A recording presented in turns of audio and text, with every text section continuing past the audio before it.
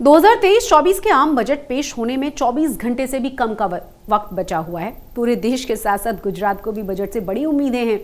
मंगलवार को बजट से एक दिन पहले राष्ट्रपति द्रौपदी मुर्मू ने संसद के दोनों ही सदनों को संबोधित किया तो वित्त मंत्री निर्मला सीतारमण ने आर्थिक सर्वेक्षण भी पेश किया। आर्थिक सर्वेक्षण में सरकार ने दावा ये किया है कि भारत दुनिया में तेजी से बढ़ती हुई सबसे प्रमुख अर्थव्यवस्था है। वहीं इस आर्थिक सर्वेक्षण पर विपक्ष निशाना साध रहा है। बजट सत्र का प्रारंभ हो रहा है, आशा की किरण लेके आ रही है, उमंग का आगाज लेकर के आ रही है। हमें ऐसा भारत बनाना है जो आत्मनिर्भर हो, गुलामी के हर निशान, हर मानसिकता से मुक्ति दिलाने के लिए भी मेरी सरकार निरंतर प्रयास कर रही है।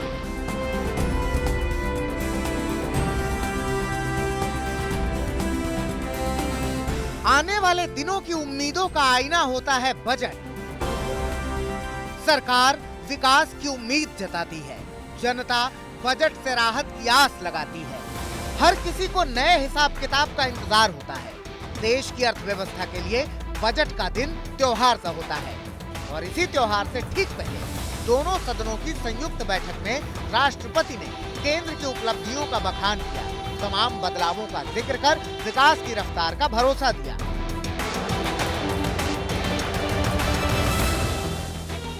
पॉलिसी पैरालिसिस के चर्चा से बाहर आकर आज देश की पहचान तेज विकास और दूरगामी दृष्टि से के लिए गए फैसलों के लिए भी जाने जाते हैं। मेरी सरकार की एक बहुत बड़ी उपलब्धि महिला सशक्तिकरण की रही है।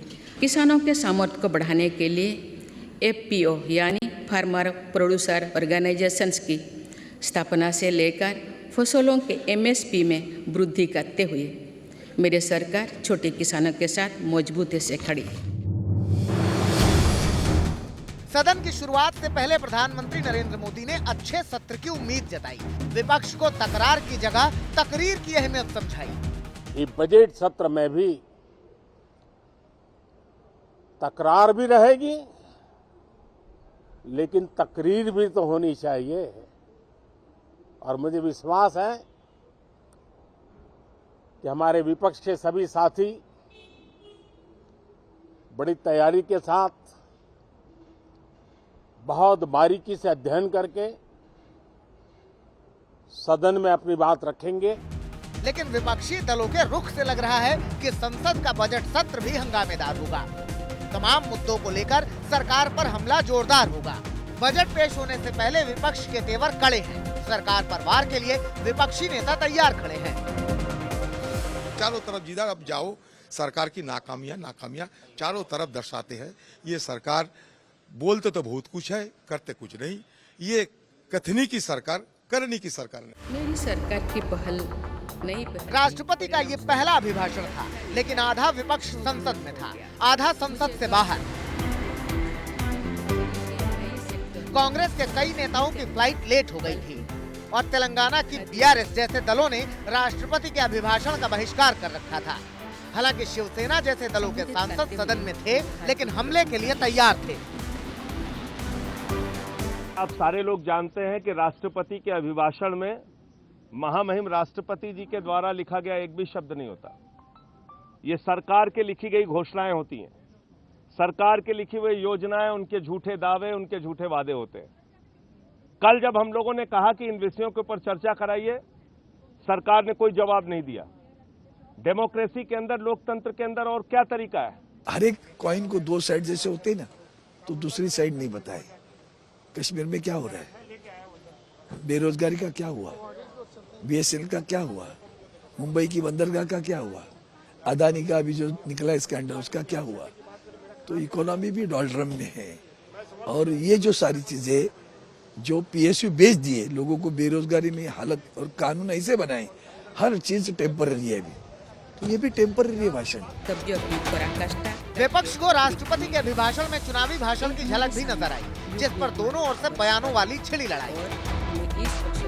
राष्ट्रपति तो चुनाव नहीं लड़ती है, लेकिन ये तो एक चुनावी भाषण मेरे ख्याल में सरकार ने उनको दे दिया और ये चुनावी भाषण सरकार के सारे अचीवमेंट्स को देश को दिखाने के लिए, याद दिलाने के लिए और राष्ट्रपति को खड़ा कर दिया। बस यही बात है।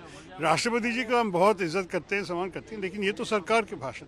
हम अकेले के बात नहीं है, सबको प्राउड फील होना चाहिए, क्योंकि एक भारत का महिला आदिवासी राष्ट्रपति ने जितना देश के सामने में आज उल्लेख किया अपने उद्बोधन में, वो तो सबको इससे गर्व महसूस होना चाहिए। वो तो कोई पार्टी, कोई राजनीति का बात ही नहीं है, सबको। इस बीच वित्त मंत्री ने संसद में आर्थिक सर्वेक्षण रखा, जिसमें अर्थव्यवस्था की मजबूत तस्वीर पेश की गई। आने वाले वित्त वर्ष में जीडीपी के 6.5% रहने का अनुमान जताया गया।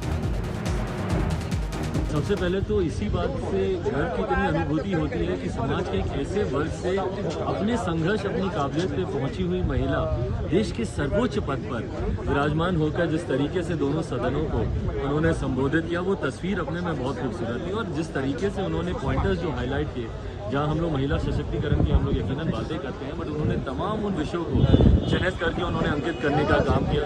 वो बहुत खूबसूरत उनका संबोधन था और यकीनन ये आने वाले समय में एक यादगार भाषणों में से एक रहेगा। तमाम दावों और सवालों के बीच जनता को बजट का इंतजार है और बजट पेश होने के साथ विपक्ष सरकार पर हमलों के लिए तैयार है। ऐश्वर्या पालीवाल और पौलमी साहा के साथ हिमांशु मिश्रा, दिल्ली, आज तक। वित्त मंत्री निर्मला सीतारमण कल मोदी सरकार का 5वां बजट पेश करने जा रही हैं। पूरे देश को बजट से ढेरों उम्मीदें हैं। गुजरात भी कोई अपवाद नहीं है। नौकरी पेशा लोग हों या फिर कारोबारी, सबकी कुछ न कुछ डिमांड्स हैं। कोई टैक्स में राहत चाहता है, किसी को महंगाई से राहत चाहिए, किसी को नौकरी की दरकार है, कोई शिक्षा और स्वास्थ्य में सुधार पर जोर दे रहा है।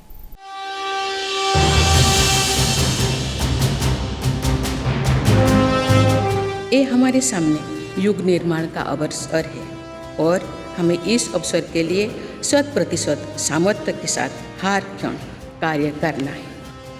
बजट के बहाने उम्मीदों का मौसम आया है और नजरें वित्त मंत्री पर टिक गई हैं। कल फाइनेंस मिनिस्टर देश का आम बजट पेश करेंगी और उनके सामने करोड़ों लोगों की उम्मीदों पर खरा उतरने की चुनौती होगी। Moving amendment. फिलहाल तो वित्त मंत्री से सबसे ज्यादा आस उन गृहिणियों को है जो घर का बजट बनाती हैं और देश के बजट में अपने बचत की राह खोजती हैं। हम लोग को लगता है कि जो घर में जो चीज़ लगती है, जैसे कि तेल या सिलेंडर, कड़दान्य, ऐसी जो चीज़ें घर में हम जो यूज करते हैं, जैसे माचिस हो या कुछ भी हो, तो वो इसका भाव कम होना चाहिए। तो हम ये चाहते हैं कि सरकार गृहिणियों पे ध्यान दे, क्योंकि देखिए किचन का बजट बिगड़ता है तो पूरे घर का बजट बिगड़ता है। तो वो सारी चीज़ों पे आपको कटौती करके किसी तरह से किचन के खर्चे तो पूरे करने ही होते हैं। तो हम सरकार से ये चाहते हैं कि महंगाई कम करे। गरीबों को आप राशन दे रहे हो, बहुत सारे स्कीम्स दे रहे हो, वो ठीक है, लेकिन हम जैसे मध्यम वर्ग के लिए भी सरकार कुछ सोचे। बजट से उम्मीदें सबसे ज्यादा मिडिल क्लास को है। मध्यम वर्ग को लगता है कि इस बार वित्त मंत्री टैक्स में रियायत देकर आम आदमी का आर्थिक बोझ जरूर कम करेंगी। हॉस्पिटल के होते हैं उसके ऊपर भी गवर्नमेंट जीएसटी लगाती है। उसके अलावा अगर हम हेल्थ इंश्योरेंस लेते हैं तो हेल्थ इंश्योरेंस के प्रीमियम पे भी गवर्नमेंट जीएसटी लगाती है। तो उससे भी मिडिल क्लास जो फैमिली है उसको काफ़ी पिंच होता है। और मैं गवर्नमेंट से एक रिक्वेस्ट करना चाहता हूँ कि जो ये मेडिकल हेल्थ इंश्योरेंस का जो प्रीमियम है उसका स्लैब भी बढ़ाया जाए, क्योंकि हॉस्पिटलाइजेशन बहुत महंगा हो गया, बहुत एक्सपेंसिव हो गया है। एक मिडिल क्लास अगर आदमी एडमिट होता है तो मेडिकल बिल्स उसको काफ़ी पिंच करते हैं। उसके अलावा वो जो हेल्थ इंश्योरेंस लेता है तो उसके ऊपर उसको जीएसटी भरना पड़ता है। बड़ी दिक्कत होती है वो सैलरीड पर्सन को ही होते हैं। ये हैज टू पे 100% टैक्स ऑन दैट। तो उसके लिए इन लोग को प्रोविजन करनी चाहिए, स्लैब बढ़ाना चाहिए। 2,50,000 से 5 लाख का बढ़ाना चाहिए, बिकॉज अभी महंगाई इतनी बढ़ गई, उसके हिसाब से सैलरी भी लोगों की बढ़ रही है, क्योंकि ऑब्वियसली बढ़ानी ही पड़ रही है लोगों को, नहीं तो कोई काम नहीं कर पाएगा। कि हम चाहते हैं कि एक ऐसा इकोनॉमिक बजट आए जिससे मिडिल क्लास और लोअर क्लास को काफ़ी बेनिफिट मिले। और मेडिकल रिलेटिव जैसे कि गवर्नमेंट ऑफ इंडिया काफ़ी अच्छा कर रही है, इस तरीके से हम चाहेंगे कि एक एजुकेशन रिलेटिव भी गवर्नमेंट को कुछ ऐसे स्टेप लेने चाहिए जिससे एक मिडिल क्लास और अपना लोअर क्लास को भी उसका बूस्टर मिले। टेक्सटाइल कारोबारी भी इस बार बजट से काफी उम्मीदें लगाए बैठे हैं।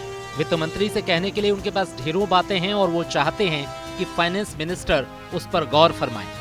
फाइनेंस मिनिस्टर से यही अपील है कि लास्ट ईयर जैसे सब्सिडी वगैरह का उन्होंने जो प्रावधान दिया था कि एम्ब्रॉयडरी यूनिट के लिए, तो वो शायद कंटिन्यू नहीं हो पाया था, तो उसको वो लोग थोड़ा सा ध्यान दें और थोड़ा सब्सिडी के ऊपर ध्यान देंगे तो क्या है कि हम अपने आप को अपग्रेड कर पाएंगे। आने वाला बजट के लिए बहुत सारी अपेक्षाएं हमें, क्योंकि लास्ट एक साल से जो टेक्सटाइल में जो इंसेंटिव स्कीम जिसे टफ बोलते हैं वो स्कीम बंद हो चुकी है और अभी ब्लैकआउट पीरियड भी चल रहा है।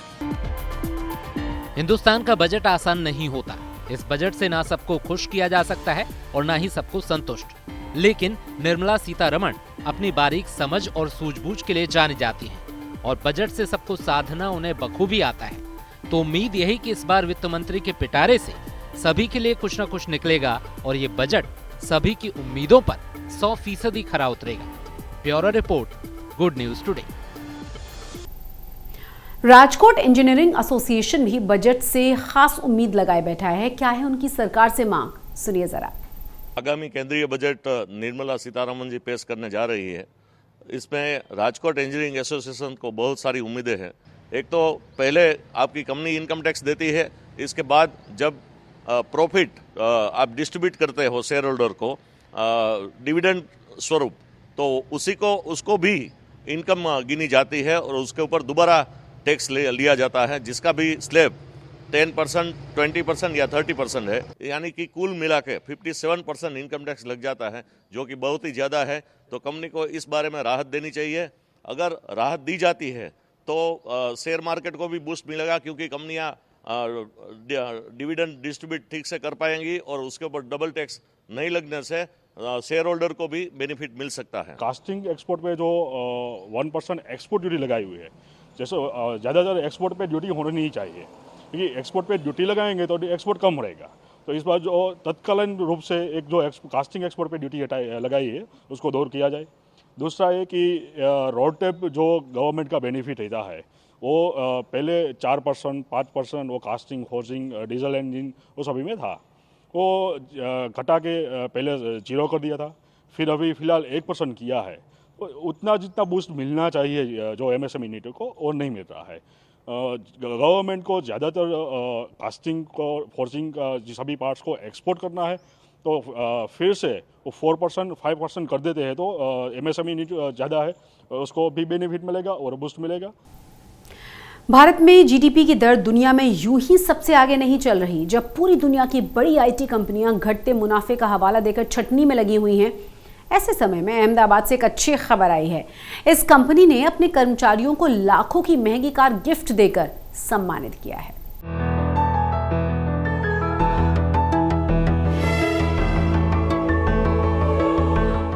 अहमदाबाद से आई ये तस्वीरें मौजूदा दौर में किसी चमत्कार से कम नहीं।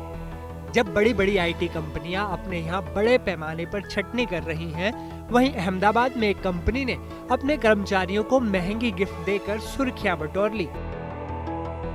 अहमदाबाद की आईटी कंपनी त्रिधिया टेक ने अपने 13 कर्मचारियों को चमचमाती नई कार देकर सम्मानित और प्रोत्साहित किया है। कंपनी ने लगातार हो रही तरक्की का श्रेय कंपनी के मेहनती और काबिल कर्मचारियों को दिया है। हमने अभी जो टॉप परफॉर्मर और जिन्होंने मतलब कि अभी तक कंपनी को कंट्रीब्यूट किया है, ऐसे 13 एम्प्लॉय को हमने अभी कार दी है। और ऐसा करने का ये मुझे इसलिए सोचा है कि जो एम्प्लॉय ने अभी तक हमारे साथ काम किया है और ये हम उनको वही दे रहे हैं रिटर्न कि जो उन्होंने कंपनी को कमा के दिया है, उनकी वजह से कंपनी की अभी स्ट्रेंथ इतनी बड़ी है। तो हम ये एक मोटिवेशनल मैसेज है सबके लिए कि अगर कोई भी अच्छा कर रहा है तो उनको भी ये इस तरह के एप्रिसिएशन हम फ्यूचर्स में भी देंगे तो सबको मोटिवेशन मिले, दूसरों को भी यानी उत्सुकता हो कि हमें भी, हम मेहनत करेंगे तो हमें भी मिलेगी। इस वजह से हमने ये कार्स दी है। कार जैसी महंगी गिफ्ट पाकर त्रिधिया टेक कंपनी के कर्मचारी भी बेहद खुश हैं। कहते हैं कि वफादारी और मेहनत से काम करने का उन्हें जो इनाम मिला है वो वाकई हौसला बढ़ाने वाला है। कोई भी एम्प्लॉय के लिए ये बहुत बड़ी चीज़ है। आज के ज़माने में लोग सैलरी के लिए कंपनी स्विच बहुत जल्दी करते हैं। For example every 1 year 2 year, कोई भी कंपनी में 7 ईयर्स काम करना वो भी बड़ी चीज़ है एज ए एम्प्लॉय, और कंपनी के लिए भी बड़ी चीज़ है। कंपनी हमको इतना दे रही है, ऐसा एटमॉस्फेयर दे रही है, ऐसे सैलरी दे रही है, like we are like the family. Okay, so Trijya group में हमें वो एटमॉस्फेयर मिला है फैमिली की तरह, और आफ्टर 7 ईयर्स इवन उनको भी ऐसा लगा कि भाई नहीं, ये एम्प्लॉय हमारे साथ इतने साल से, उनको कुछ देना चाहिए। सो डेफिनेटली कार मिली है तो डेफिनेटली सबको ऐसी खुशी तो होगी, बिकॉज कार कोई छोटी चीज़ नहीं है। ऐसा इंक्रीमेंट सब देता है, छोटी बड़ी गिफ्ट, वॉच, ऐसा कुछ दिवाली पे बोनस देते हैं, but car the it means बहुत बड़ी गिफ्ट है। अहमदाबाद की कंपनी ने जो उदाहरण पेश किया है वो काबिले तारीफ है। देश को मंदी के माहौल से उभारने में ऐसी रणनीति कारगर भी साबित हो सकती है। आज तक ब्यूरो। मोरबी पुल हादसे में कोर्ट की सख्ती का असर नजर आने लगा है। पुल की मरम्मत का ठेका जिस ओरेवा कंपनी को दिया गया था, उसके प्रमोटर जयसुख पटेल ने कोर्ट में सरेंडर कर दिया। कोर्ट की फटकार के बाद जयसुख पटेल के खिलाफ गिरफ्तारी का वारंट जारी कर दिया गया था।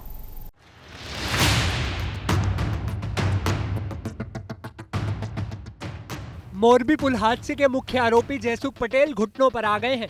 पुलिस की चार्जशीट में भगोड़ा घोषित किए जाने के बाद जयसुख पटेल ने मंगलवार को खुद अदालत में सरेंडर कर दिया। जयसुख उसी ओरेवा कंपनी के प्रमोटर हैं, जिस पर मोरबी में झूलते पुल की मरम्मत की जिम्मेदारी थी। लेकिन 30 अक्टूबर की शाम को मच्छू नदी पर बना ये झूलता पुल ताश के पत्तों की तरह पल भर में भरभराकर ढह गया था, जिसमें 135 लोगों की जान चली गई। इसी केस में पुलिस ने अपनी चार्जशीट में ओरेवा कंपनी की लापरवाही का कच्चा चिट्टा खोल दिया है। पुलिस की चार्जशीट के मुताबिक झूलते पुल की 49 में से 22 केबल पर जंग लगी हुई थी। मतलब ये कि मरम्मत के काम के दौरान ओरेवा कंपनी ने पुरानी केबल लगाई। तकनीकी संस्थान से पुल की मजबूती का स्टेबिलिटी सर्टिफिकेट नहीं लिया। पुल की मरम्मत का काम टेक्निकल एक्सपर्ट्स की जगह लोकल फैब्रिकेटर को दिया गया। नियमों को तोड़कर 8 से 12 महीनों के बजाय 6 महीने में ही पुल को फिर से खोल दिया गया। निजी फायदे के लिए ओरेवा कंपनी ने वक्त से पहले ही ब्रिज को लोगों के लिए शुरू कर दिया। दुर्घटना के वक्त 400 से ज्यादा लोगों को पुल पार करने की अनुमति दी गई। इतनी बड़ी संख्या में लोगों के जाने से पहले पुल की स्ट्रेंथ स्टेबिलिटी का जायजा नहीं लिया गया था। हादसे के बाद ओरेवा ग्रुप ने बचाव कार्य में सहयोग नहीं किया। इसी चार्जशीट में जयसुख पटेल को भगोड़ा घोषित किया गया था। मोरबी पुल हादसा केस में पुलिस ने 1262 पन्नों की चार्जशीट पेश की और ओरेवा ग्रुप के डायरेक्टर जयसुख पटेल समेत 10 लोगों को आरोपी बनाया। सभी आरोपियों की कोर्ट में पेशी हो चुकी है। चार्जशीट की कॉपी भी आरोपियों को दे दी गई है। किस आरोपी पर क्या आरोप लगाया गया है वो साफ साफ बता दिया गया है। अब अगले सोमवार को कोर्ट में इस मामले में आगे की सुनवाई शुरू होगी। राजेश अंबालिया के साथ सौरभ अख्तानिया, मोरबी, आज तक।